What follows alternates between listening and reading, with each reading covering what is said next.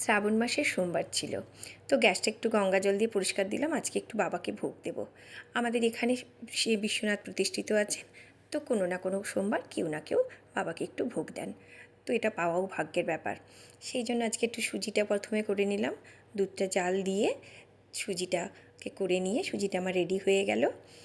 তারপর একটু ময়দা মেখে নিলাম। এরপর কটা লুচি বাবার জন্য ভাজলাম।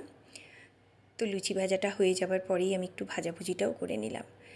সাজানো গোছানো হয়ে গেল, বাবার ভোগ প্রায় রেডি। এবারে আমি নিচে নিয়ে এলাম। এই যে বাবাকে কি সুন্দর মালা দিয়ে সাজানো হয়েছে, বাবাকে ভীষণ সুন্দর লাগছে।